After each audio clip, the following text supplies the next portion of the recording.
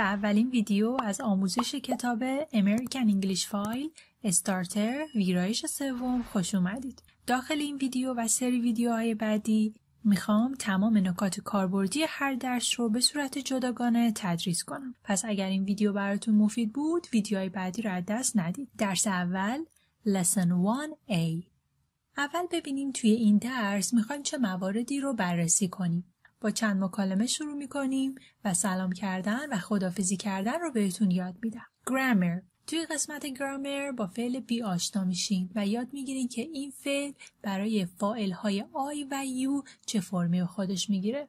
در قسمت بعدی pronunciation 3 تا صدای ه، I و ای رو با همدیگه با مثال بررسی میکنیم و همینطور در قسمت vocabulary اعداد 0 تا 10 و روزهای هفته رو بهتون آموزش میدم. Let's go. Conversation. Saying hello. Listen and repeat the conversations. گوش بدید و تکرار کنید مکالمات رو با من. Conversation 1.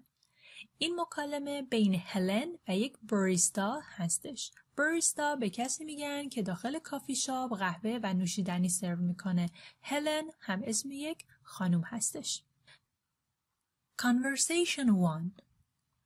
A cappuccino please. A cappuccino please. Barista. What's your name? What's your name? Helen. Ellen? No. Helen. Helen. Okay.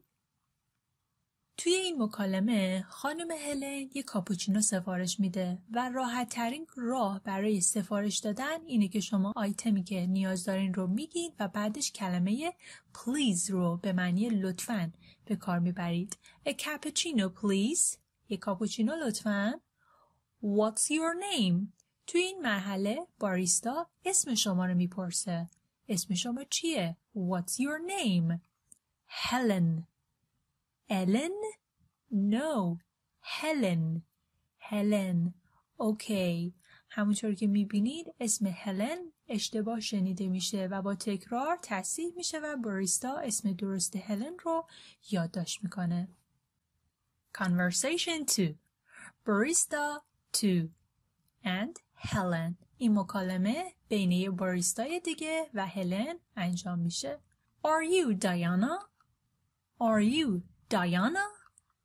No, I'm not. I'm Helen. No, I'm not. I'm Helen. Sorry. Helen, your cappuccino. Thanks. اول اسمش پرسیده میشه. Are you Diana? آیا شما دایانا هستید؟ هلن پاسخ میده. No, I'm not. I'm Helen. نه، نیستم. من هلن هستم. Sorry. Helen, your cappuccino. کاپوچینوی شما. و در پایان هلن تشکر میکنه. توی این مکالمه میبینم که وقتی یک اشتباهی اتفاق میفته برای عذرخواهی کردن sorry و وقتی سفارشم رو دریافت میکنم برای تشکر کردن thanks به کار برده میشه. sorry برای عذرخواهی، thanks برای تشکر. Conversation 3. Tom, Helen. این مکالمه بین آقای تام و خانم هلن انجام میشه. Hello. Are you Helen? Hello, are you Helen? Yes, I am. And you're Tom. Yes, I am. And you're Tom. Yes, nice to meet you. Nice to meet you. Nice to meet you. Nice to meet you.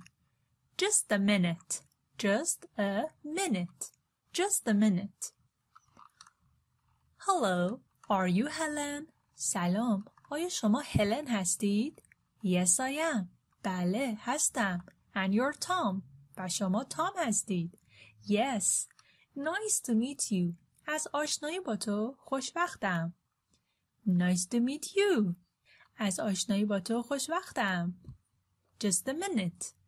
Just a minute. یه لحظه لطفاً. یه لحظه صبر کنید. توی این مکالمه متوجه میشیم که وقتی یک نفر خودش رو به ما معرفی میکنه باید از اصطلاح nice to meet you استفاده کنیم. Conversation 4 Tom, barista 1 این مکالمه بین تام و باریستای شماره 1 انجام میشه. Hi, a tea please. Hi, a tea please. What's your name? What's your name? What's your name? Tom. Dom? A tea. No, I'm Tom, not Dom. مثل مکالمه اول تام برای اینکه یک سفارشی داشته باشه از کلمه please استفاده میکنه. A tea please. یک چای لطفاً. What's your name? اسم شما چیه؟ تام. وقتی باریستا میخواد سفارش تام رو تحویل بده اون رو دام صدا میکنه. دام a tea. No, I'm Tom, not Dom. من تام هستم نه دام. توی 4 مکالمه‌ای که بررسی کردیم با فعل be آشنا شدیم. همینطور فاعل‌های I و you. فعل be، verb be به معنی بودن هست اما برای فاعل I و you فرم‌های متفاوتی میگیره. I به معنی من هست و you به معنی تو یا شما. کسایی که کتاب در دسترسشون هست میتونن به صفحه 92 کتاب قسمت بانک گرامر 1A رجوع کنن و این قسمت گرامر رو با من همراه بشن. Go to Grammar Bank 1A on page 92. Listen and repeat the examples, then read the rules. همونطور که گفتم فعل be که به معنی بودن هست فرم‌های متفاوتی میگیره. am، are. امروز توی این ویدیو میخوایم این دوتا فرم رو بررسی کنیم. فرم am، فرم are. am برای I به کار برده میشه و are برای you. I am من هستم. You are تو هستی. I am Helen. I am Helen. You are Tom. You are Tom. I am Helen. من هلن هستم. You are Tom. تو یا شما تام هستی. Contractions. روبرو فرم مخفف شده یا فشرده شده رو نوشتم که بهش میگیم contraction. Full form contraction. فرم کامل فرم مخفف شده. I am Helen. I'm Helen. I'm. I am. I'm. You are. You're. You're Tom. You are Tom. You're Tom. I am Helen. I'm Helen. لطفاً مثالها رو همراه من تکرار کنید. این جملات مثبت بودن. حالا بیایم فرم منفیشون رو هم یاد بگیریم. برای منفی کردن کافیه یک کلمه not بعد از فعل be به کار ببریم. I am not Ellen. I am not Ellen. من الن نیستم. I'm not Ellen. من الن نیستم. You are not dumb. You are not dumb. You aren't dumb. You are not dumb. شما دام نیستی. تو دام نیستی. You aren't dumb. Are not. Are not. Aren't. Aren't. I'm not. Aren't. یک بار دیگه فرم منفی رو اینجا براتون آوردم. Negative contractions. be plus not. فعل be به اضافه کلمه not. I am not. I'm not. You are not. You aren't. Or you're not. برای منفی کردن are not میتونیم از این دو فرم استفاده کنیم. aren't.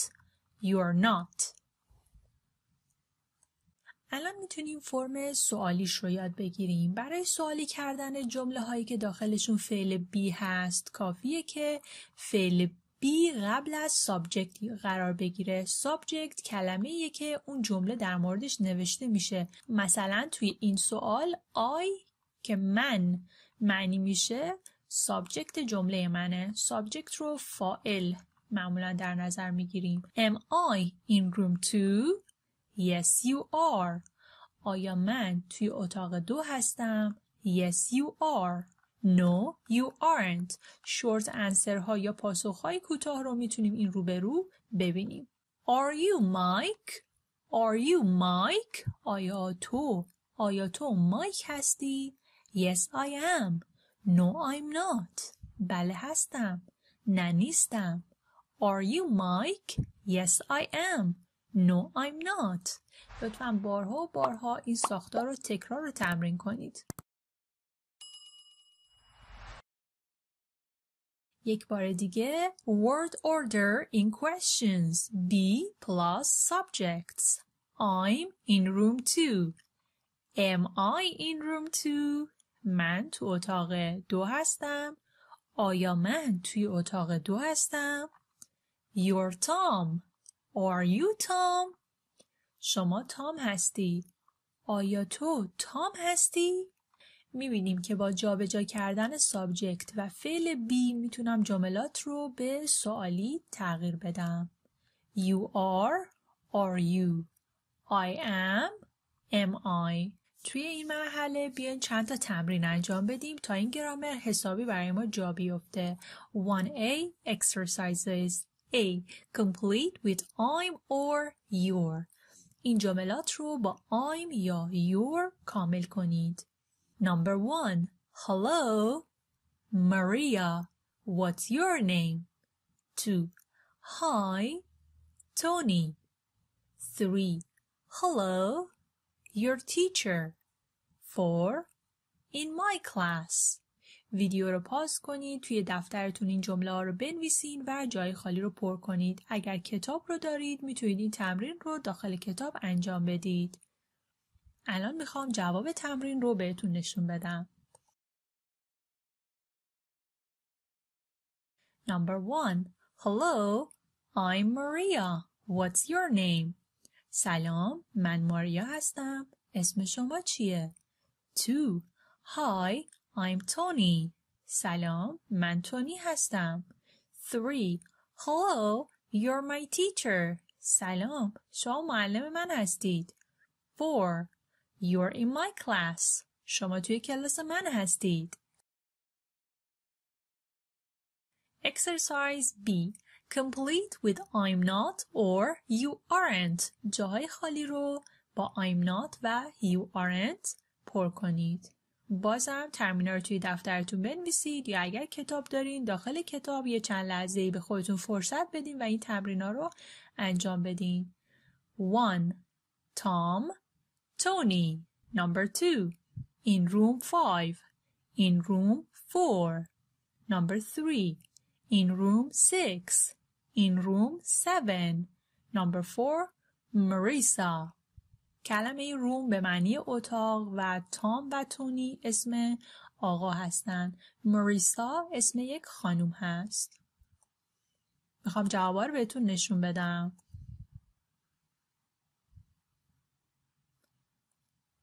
1. I'm not Tom. I'm Tony. من تام نیستم. من تونی هستم. 2. You aren't in room 5. You're in room 4. شما توی اتاق 5 نیستید. شما توی اتاق 4 هستید. I'm not in room 6. من توی اتاق 6 نیستم. You're in room 7. تو توی اتاق 7 هستی. Number 5. I'm Marisa. من ماریسا هستم. تمرین بعدی. C. Make questions. حالا بیایم این جمله ها رو تبدیل به سوال کنیم. 1. You're Sam. 2. I'm in room 4. 3. You're Sylvia. Number 4. I'm in room 3. یه چند لحظه به خودتون فرصت بدید. میخوام جوابا رو بهتون نشون بدم. Now, number 1. Are you Sam? آیا تو سم هستی؟ 2. Are you in room 4? آیا تو توی اتاق 4 هستی؟ 3. Are you Sylvia? آیا تو سیلویا هستی؟ Number 4.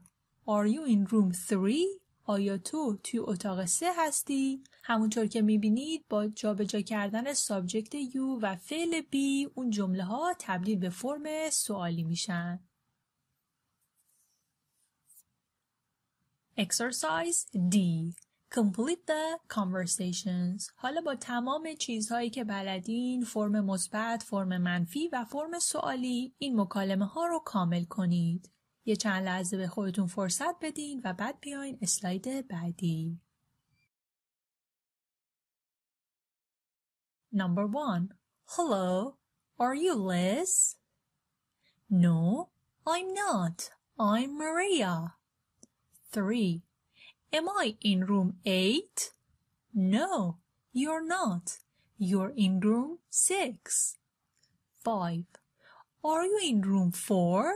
No, I'm not. I'm in room 5. 7. Are you Henry? Yes, I am. Nice to meet you. 9. Am I in your class? Yes, you are. You're my teacher. امیدوارم که بخش گرامر براتون مفید بوده باشه. توی این قسمت میخوایم pronunciation رو تمرین کنیم. pronunciation مربوط میشه به دانش تلفظ. 3 تا صدای ه، آی و ای قراره با هم دیگه بررسی بشه. Listen and repeat the words and sounds. گوش بدید و این کلمات و صداها رو تکرار کنید. Sound examples. Sound he, he. For example, house, house.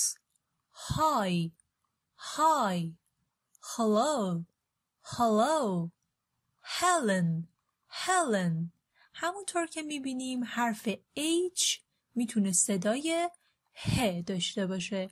توی این مرحله توی بخش پرونانسیشن ما با معنی کلمات کاری نداریم و فقط به حروف و صداها توجه میکنیم. صدای بعدی I. For example, bike, bike. I'm. Nice, nice. 5. 9.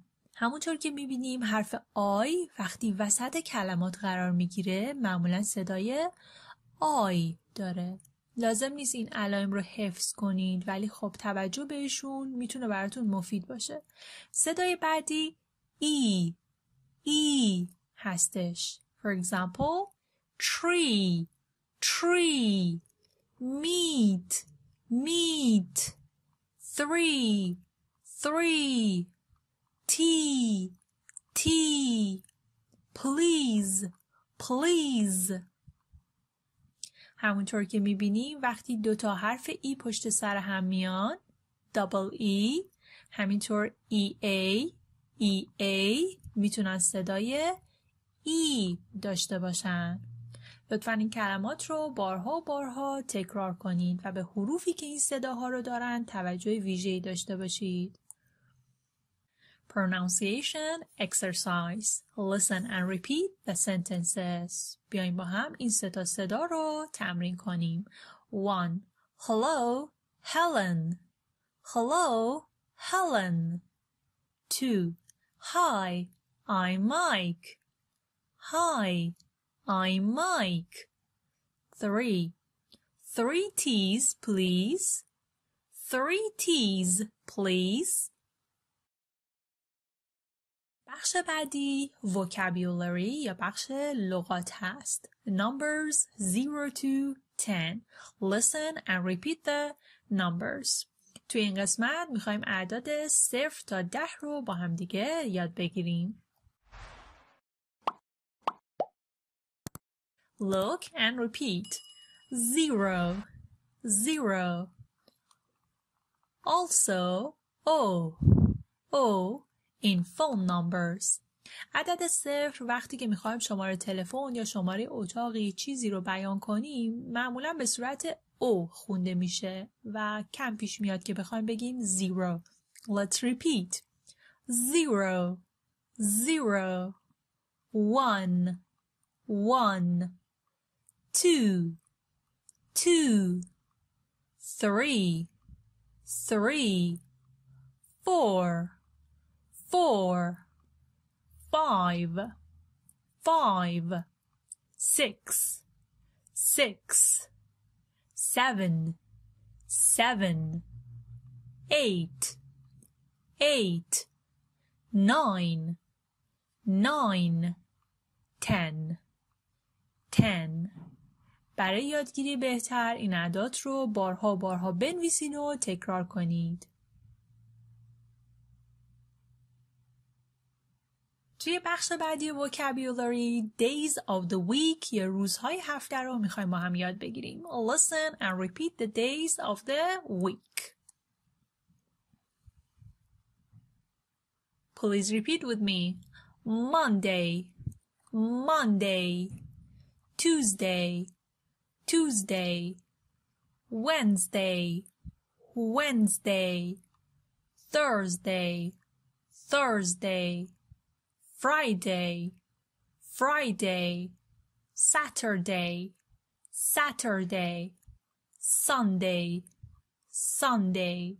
همونطور که میبینید روزهای هفته با حروف کپیتال و بزرگ نوشته میشن و ما هیچ وقت Monday رو به صورت Monday نمینویسیم. Spelling note, capital letters.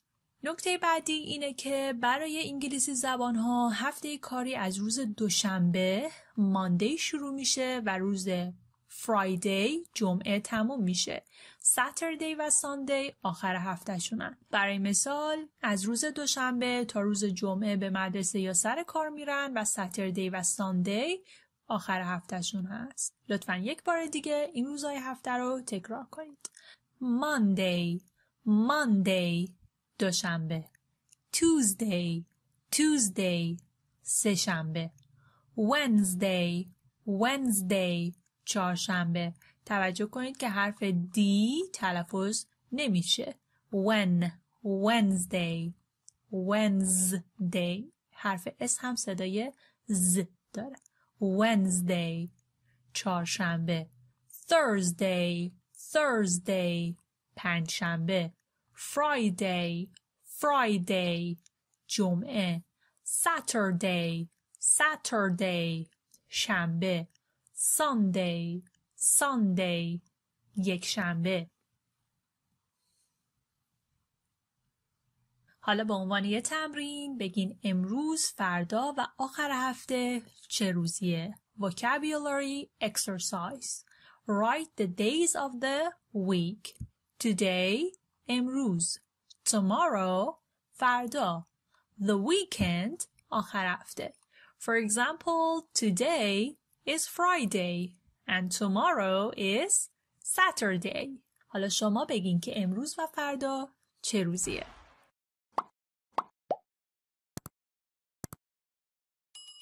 بیایم درس امروز رو با گفتن خداحافظی تموم کنیم.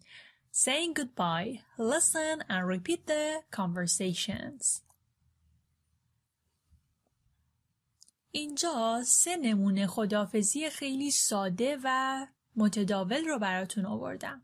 Say goodbye. A. Bye. See you tomorrow. Bye. See you tomorrow. Bye. خداحافظ. See you. میبینمت. Tomorrow. فردا. فردا میبینمت. See you tomorrow. B. Goodbye, Tom. Goodbye, Tom. Goodbye. Goodbye یعنی خداحافظ و برای صمیمیت میتونیم اسم آدمی که داریم باش خداحافظی میکنیم رو بیاریم. Goodbye, Tom. C. See you on Friday. See you on Friday. میبینمت جمعه. یا اینکه موقع خداحافظی میتونیم به طرف مقابلمون بگیم که چه روزی قراره دوباره ببینیمش. See you on Friday. Goodbye, Tom. Bye. See you tomorrow. امیدوارم که این اصطلاحات براتون مفید بوده باشن. بیاین یک بار دیگه بررسی کنیم ببینیم توی این درس چه چیزهایی یاد گرفتیم. تو قسمت conversation یاد گرفتیم چطور سلام و خداحافظی کنید. تو قسمت grammar فعل be رو یاد گرفتیم که به معنی بودن بود و برای فاعل‌های من و تو I and you یاد گرفتین که چه فرمای متفاوتی میگیره. جملات منفی و مثبت و سوالیش رو یاد گرفتین. حتما تمرین کنید لطفاً و برای خودتون جملات مثال بنویسین توی نوتبوکتون. تو قسمت pronunciation یا تلفظ 3 تا صدای ه، آی و ای رو با هم دیگه تمرین کردیم. لطفاً به حروفی که این صداها رو دارن توجه کنید و در پایان در قسمت vocabulary و لغات اعداد 0 تا 10 رو یاد گرفتین و روزهای هفته رو.